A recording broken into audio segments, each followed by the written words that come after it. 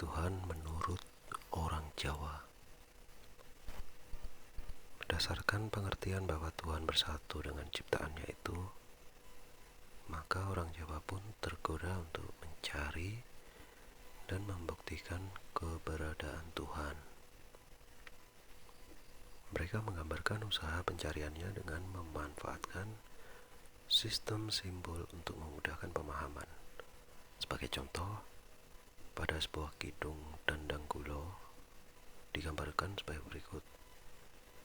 Ono pandito akarya wangsit, kaya kumbang ngayuh tawang, susuh angin ngending gone, lawan galihing kangkung, watesane langit jaladri, tapai kontul, ngelayang lan kikiring panglu, dan seterusnya. Di sini jelas bahwa sesuatu yang dicari itu adalah susuh angin atau sarang angin, ati banyu, ati air, galih kangkung, tampak kuntul melayang atau bekas burung terbang, gigi panglu, pinggir dari glub, wates langit, batas cakrawala, yang merupakan sesuatu yang tidak tergambarkan atau tidak dapat disepertikan, yang dalam bahasa Jawa tan keno kinoyo ngopo, yang pengertiannya sama dengan acintya dalam ajaran Hindu.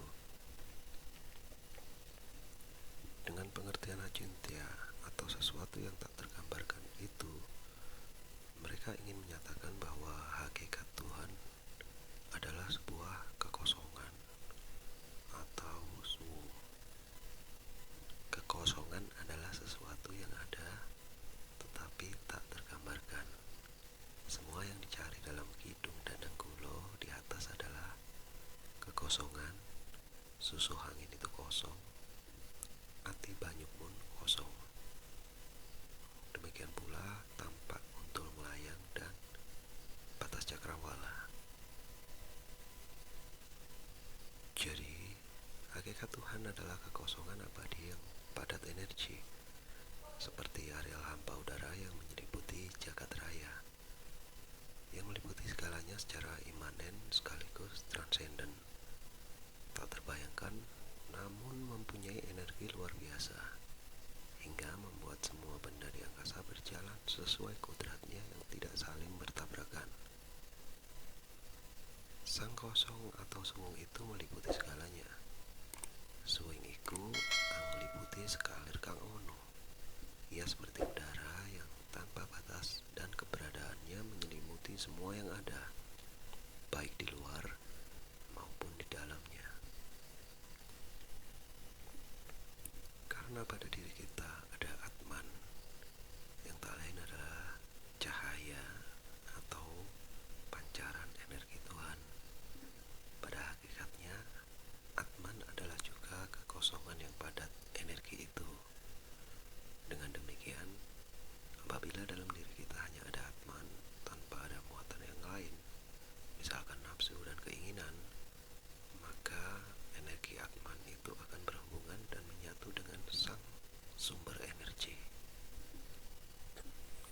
Untuk itu yang diperlukan dalam usaha mencari adalah mempelajari proses penyatuan antara Atman dan Brahman itu.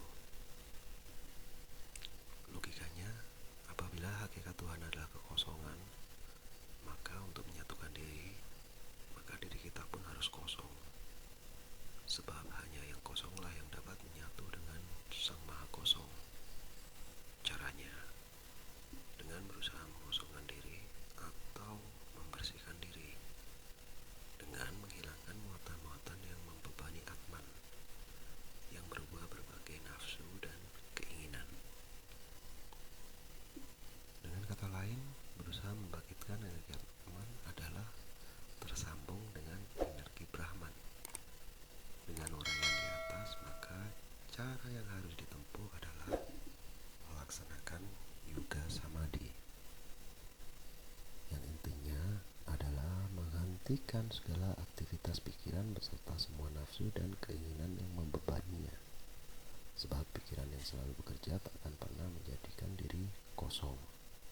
Karena itu, salah satu caranya adalah dengan amati karya, menghentikan segala aktivitas kerja. Apabila kekosongan merupakan hakikat Tuhan, apakah Padmasana yang di bagian atasnya berbentuk kursi kosong dan dianggap sebagai simbol singgasana yang maha kosong itu adalah perwujudan dalam bentuk lain dari apa yang dicari orang Jawa lewat kidung-kidung kuno itu? Apa sebabnya di Jawa tidak ada dan baru diwujudkan dalam bentuk bangunan ketika leluhur Jawa berada di Bali? Mungkin saat itu di Jawa memang tidak membutuhkan hal itu, karena masyarakat Jawa lebih mementingkan pemujaan leluhur yang dianggap sebagai pengejawantahan Tuhan. Kata-kata yang wong tua iku pangeran katon atau orang tua atau leluhur itu Tuhan yang nampak adalah bukti adanya kepercayaan tersebut.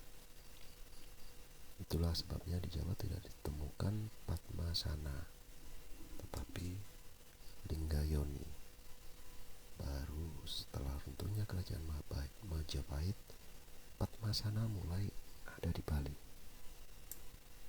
Sebenarnya tujuan umat Hindu ketika bersembahyang di pura adalah untuk menjalani proses penyatuan diri dengan Tuhan dengan melaksanakan yoga secara sederhana. Karena itu, setiap sembahyang tentu diawali dengan pranayama, yang merupakan salah satu cara untuk mengosongkan diri dengan mengatur irama pernafasan. Hasil minimal yang dicapai adalah mempertenang diri ketika memuja Padmasana yang diyakini sebagai tahta Sang Hyang Widi. Dan ketika memuja itulah mereka berusaha mengosongkan diri dengan berkonsentrasi untuk menyatukan diri dengan Sang Maha Kosong. Dengan demikian, mereka berharap dapat menyatu dalam rasa, yaitu rasa damai sebenarnya. Menurut orang Jawa, apabila tujuan samadhi itu berhasil, terdapat tanda-tanda khusus. Konon, ketika puncak keheningan tercapai, orang serasa terjun ke suasana heneng atau sunya, tenggelam dalam suasana kedamaian batin sejati. Rasa damai yang akut yang dikatakan manjing jroning sepi atau rasa damai yang tak terkatakan. Suasana demikian terjadi hanya sesaat, yang oleh orang Jawa digambarkan secara indah dengan kata-kata tarlen saking liep layaping aluyup pindo pesating supeno sumenup ing rasa jati.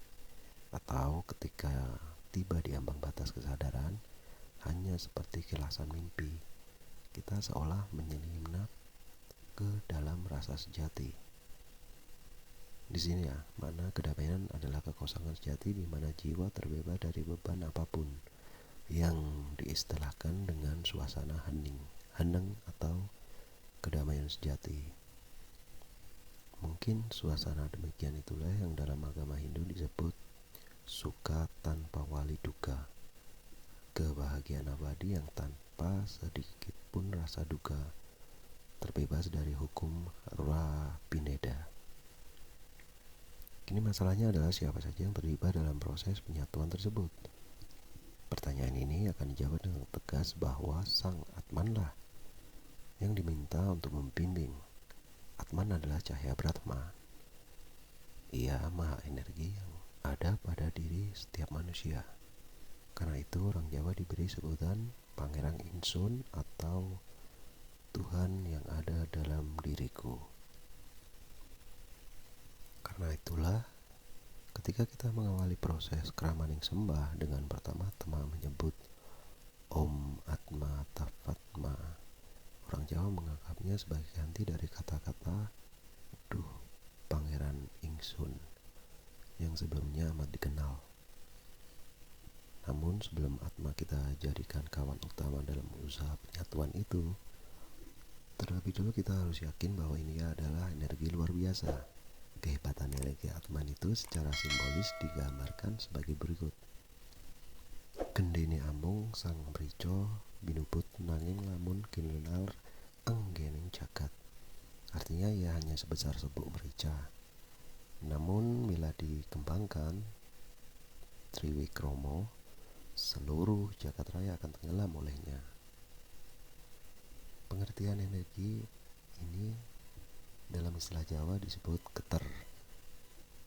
Namun untuk memanfaatkannya, orang harus mengenalnya lebih jauh. Lebih lanjut, ajaran ini menyebutkan bahwa pada diri manusia pun terdapat 4 kekuatan yang selalu menjadi kawan dalam perjalanan hidup, di saat duka maupun suka, hingga layak disebut saudara.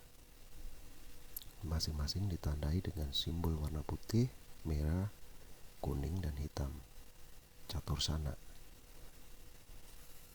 Posisi mereka di dalam jiwa manusia adalah lekat dengan Atman, membuat cahayanya membentuk warna pendar pelangi. Gradasi warnanya menunjukkan kadar karma wasana seseorang. Konon, peranan mereka amat menentukan. Karena itu mereka harus selalu diperhatikan dan dipelihara. Sebab bila ditinggalkan dan tak terurus, akan menjadi pengganggu yang amat berbahaya. Bandingkan dengan pengertian sabata ai dalam ajaran Hindu. Dalam setiap proses meditasi mereka perlu diberitahu. Setidak-tidaknya disebut namanya agar ikut membantu. Pada dasarnya proses penyatuan meditasi itu dimaksudkan sebagai usaha memperpendek jarak antara manusia dengan Tuhan, antara Siro dengan Insun, antara Brahman dengan Atman, yang dalam istilah Jawa disebut ngudi cinaket ing widi, artinya berusaha agar semakin dekat dengan Tuhan. Caket sama dengan dekat. Di sini jelas bahwa pemanfaatan energi Atman mutlak perlu, tetapi ternyata sebagian orang pada yang tidak mengetahui bahwa pada diri kita ada Atman, sang maha energi itu. Mungkin karena dasar filsafatnya memang berbeda. Kepada mereka yang tidak mempercayai adanya Atman itu, sebuah kidung sengaja diciptakan apik banyu pikulane ware, apik geni dedamaran, kodhok ngemuli elinge, tanpa suku lumaku, tanpa una lan tanpa uni, dan seterusnya.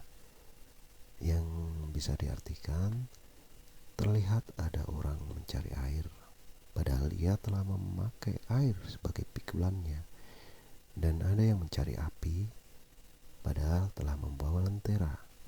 Katak menyeliputi liangnya, tanpa kaki ia berjalan, tanpa rasa dan tanpa suara, dan seterusnya.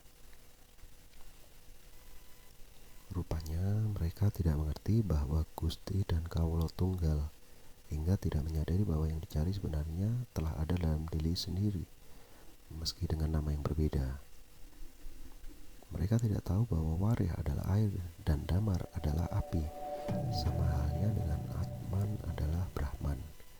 Ia immanen sekaligus transenden.